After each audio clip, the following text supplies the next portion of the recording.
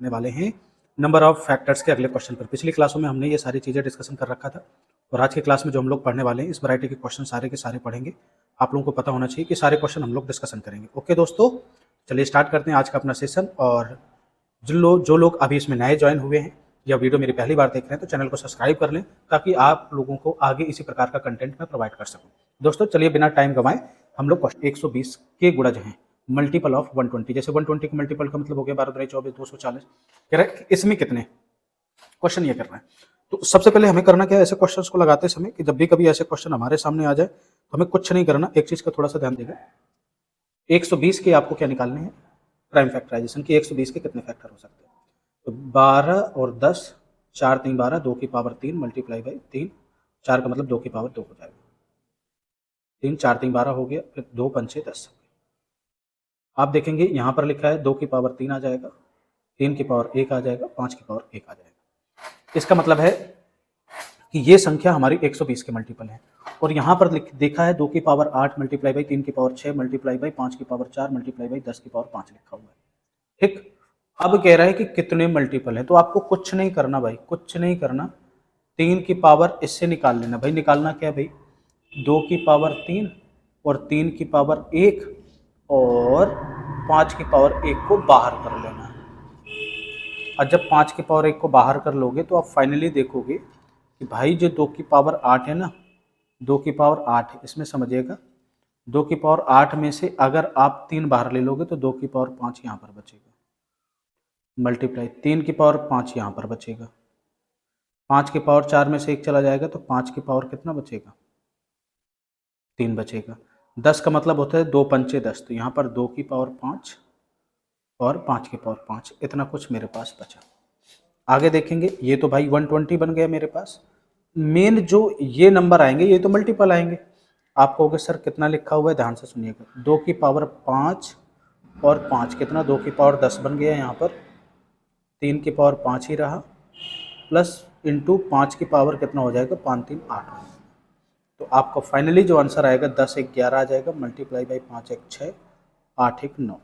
तो आपने कहा सर 11 6 66 मल्टीप्लाई बाई 9, आपने कहा 9 6 का 54 आ गया 4, फिर 9 6 का 54, 54 और 5 कितना होता है 59, 994। आपका finally C option is the correct answer. इस क्वेश्चंस का जो आंसर आ गया आपका भैया, सी ऑप्शन एकदम करेक्ट आंसर है। आई थिंक आप लोगों को चीज़ें मेरी समझ में आ रही होंगी। अगर चीज़ें आपको मेरा बताया हुआ बढ़िया लग रहा हो तो एक बार चैनल को सब्सक्राइब और शेयर जरूर कर दीजिएगा। ओके दोस्तों, चलते हम अगले क्वेश्चन और अगले कंटेंट की तरफ कि अगले क्वेश्चंस को हम लोग किस प्रकार से क्या करेंगे, ट्रीट करने वाले हैं। ओके दोस्तों, चलिए अगले क्वेश्चंस की बात करें। लिखा है n इतना है तो n के कितने सकारात्मक गुणनखंड हो सकते हैं। अगर ऐसा कुछ क्वेश्चन आ जाए कभी भी तो आपको क्या करना है, 4 की घात 11, 4 की घात 12, 4 की घात 13, 4 की घात 14 लिखा है तो सबसे छोटी घात 4 की घात 11 कॉमन ले लेना है।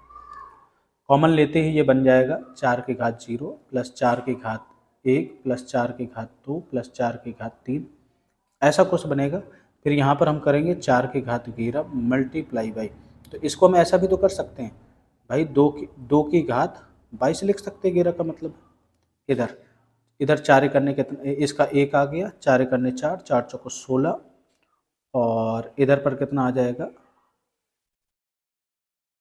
प्लस 64, 2 की घात 22, इधर आ जाएगा 64 6 70 10 80, 80 4 84, 84 1 85, 85 का मतलब है 17 पना 85, 1 1 17 पना 85। इधर आ जाएगा 22, 22 1 23 मल्टीप्लाई बाई कितना हो जाएगा 1 1 2 और यहाँ पर 2, 23 दुनाई 46, 46 दुनाई कितना 92। Option number A is correct answer. जो ऑप्शन ए होगा वह आपका क्या हो जाएगा, एकदम सही हो जाएगा। ऑप्शन ए एकदम करेक्ट आंसर हो जाएगा। आई थिंक दोस्तों आप लोगों को मेरी यहाँ तक की क्लास आप लोगों को समझ में आ गई होगी। ठीक है, ऑप्शन ए इसका क्या आ जाएगा, करेक्ट आंसर आ जाएगा। आगे देखिए, आगे बात करते हैं आगे क्वेश्चंस क्या लिखा हुआ है। अगले क्वेश्चंस की बात करें, 73 की पावर, ध्यान से सुनिएगा इंपॉर्टेंट क्वेश्चन है। इंपॉर्टेंट क्वेश्चन है, इस चीज़ को देखो। टोटल नंबर ऑफ फैक्टर्स देखिए 73 की पावर 3 माइनस 40 की पावर 3 माइनस 33 की पावर 3, ऐसा कुछ लिखा हुआ है। आप इस क्वेश्चन में एक चीज़ बड़े गौर से देख पा रहे होंगे कि ये सब में क्यूब लिखा है। अगर मैं देखूं ये ए है, ये बी है और ये सी है। एक कंसेप्ट आप लोगों को पता होगा कि if A plus B plus C बराबर अगर 0 होता है देन मैं कह सकता हूँ A cube plus B cube plus C cube बराबर क्या हो जाएगा 3abc।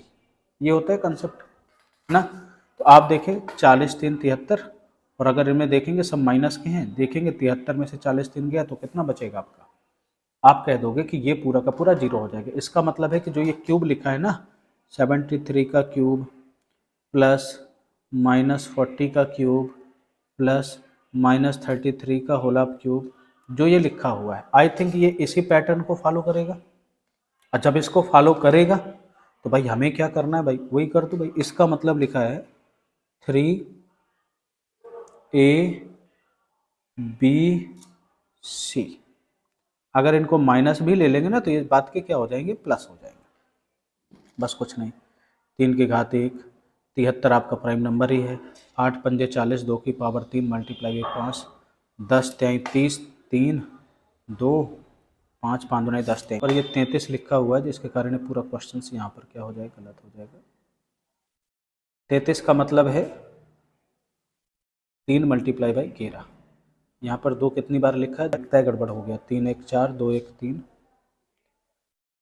5 और 11 भी लिखा हुआ है एक बार। तो यहाँ पर जब 11 एक बार लिखा हुआ है तो 1 1 2 ये और हो जाएगा।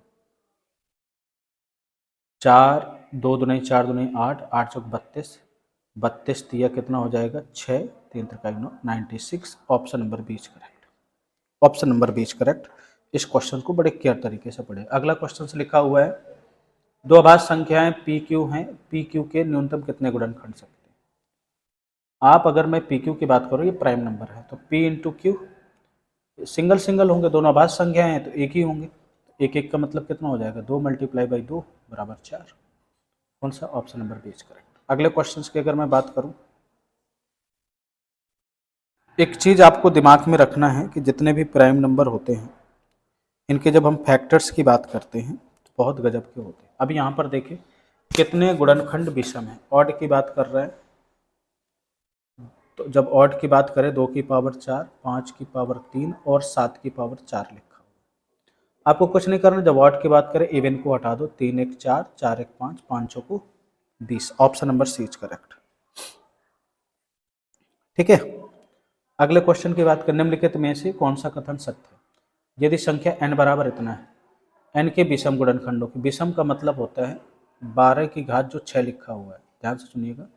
12 के 4 3 12, भाई आप लिख सकते हैं 4 की घात 6, 3 की घात 6। फिर यहाँ 3 की घात 8 लिखा है, 5 की घात 3 लिखा हुआ। आप देखेंगे कि जब हम 2 की पावर 4, ये 12 हो जाएगा, 3 की पावर 8 6 14 हो जाएगा और 5 की पावर 3 हो जाएगा। आप देखेंगे कि इसमें जब भी हम ऑड की बात करें, कह रहा है कि n के विषम गुणनखंडों की संख्या। अगर मैं ऑड की बात करता हूं तो पुराने आप लेक्चर देख लीजिएगा, नीचे डिस्क्रिप्शन में लिंक भी पड़ा हुआ है पूरे टॉपिक का। कि आप देखेंगे कि यहाँ पर ऑड में इसको पूरी तरह से कैंसिल आउट कर देना है। बचा क्या यहाँ पे 14, 14 एक 15 ले लेना है, 3 एक 4 ले लेना है, 15 चौको कितना आ जाएगा 60। क्या सही है, जी हाँ पहला सही है आपका।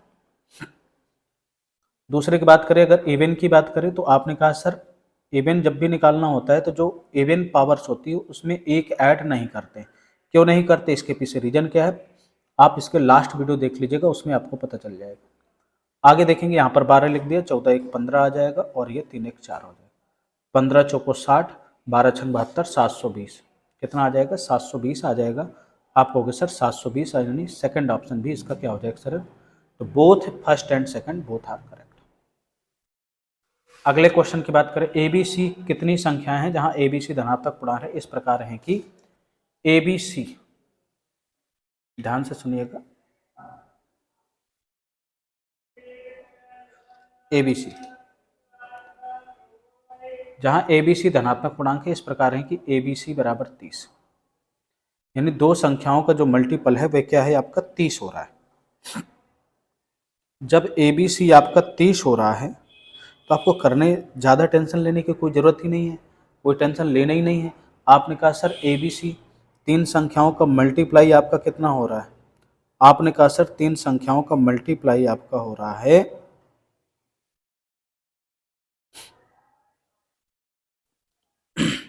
30। तो देखिए क्वेश्चंस को करना कैसे समझिएगा। आपने कहा सर ए बी सी तीन संख्या है, तीन संख्याओं का मल्टीप्लाई 30 है। तो भाई अगर मैं पहली संख्या ले लूँ 1, दूसरी मुझे लेनी पड़ेगी 2, फिर 15 दुनाई 30, 15 दुनाई 30 बन सकता है। फिर अगर इसको मैं 1 ले लूँ तो आपने कहा 10 तिहाई 30 बन सकता है, तो 10 30 ले लिया। फिर अगर आपने इसके बाद क्या कर सकते हो, 5 दुनाई 10, 2 3 5 ले सकते हो, ठीक। और ज़्यादा से ज़्यादा क्या कर सकते हो, आपने कहा सर 30 ले सकता हूँ और 1 ले सकता हूँ। इसमें तो ये तो नहीं कह रहा है ना धनात्मक पूर्णांक की बात कर रहा है, यानी यहाँ पर धनात्मक पूर्णांक की बात कर रहा है ना, तो कोई ऐसा पैटर्न नहीं कह रहा है। धनात्मक पूर्णांक का मतलब यहाँ पर 0 नहीं ले सकते, वैसे भी 0 लेने कोई वो नहीं, क्योंकि इनका प्रोडक्ट 30 है। अच्छा, अब आप एक बात बताइए, जिनको नहीं पता वो समझेंगे, इंपॉर्टेंट क्वेश्चन है। आप एक बक्से में 3 चीज़ों को रखना है, 3 नंबर को, तो 3 नंबर को रखने के लिए आप कितनी प्रकार से अरेंज कर सकते हो, आपने कहा सर 3 फैक्टोरियल टाइप से। इसको भी 3 फैक्टोरियल टाइप से लिख सकते हो, इसको भी 3 फैक्टोरियल टाइप से लिख सकते हो, इसको आप केवल 3 फैक्टोरियल नहीं लिख सकते, क्योंकि इसमें दो तो क्या है सेम है। इसमें तो केवल 3 प्रकार से ही लिख सकते हो, या तो आप 130 और 1 लिख दोगे, या तो 130 लिख दोगे, इसके अलावा तो कोई इसमें अरेंजमेंट बनेगा ही नहीं। तो इसमें 3 फैक्टोरियल का मतलब होता है 6, तो यहाँ पर मैं फैक्टोरियल बता दूँ। 3 फैक्टोरियल यानी 3 फैक्टोरियल जब लिखा हुआ है यानी 3 मल्टीप्लाई बाई 2 मल्टीप्लाई बाई 1, 6 आ गया, यानी इसको 6 टाइम से, इसको भी 6 प्रकार, इसको भी 6 प्रकार, 36 का 18 प्रकार से यहाँ पर इसको रख सकते हो। 1 2 15 हो जाएगा, 6 पंचे 30 भी बनता है, 1 6 और 5 लिख दो, इसको भी 3 फैक्टोरियल। देखिए थोड़ा सा भी मिस हो गया ना, यहाँ पर 6 8 6 14 24, 24 प्रकार से यहाँ अरेंज कर सकते हो। 24 दिन कितना हो जाएगा 27, 27, ऑप्शन नंबर 20 करेक्ट। बहुत इंपॉर्टेंट क्वेश्चन है और आसान भी है, कोई दिक्कत की बात नहीं। कितने गुणनखंड। चलिए आज की क्लास यहीं तक, शेष क्लास आपको नेक्स्ट वीडियो में मिलेगी। Thank you for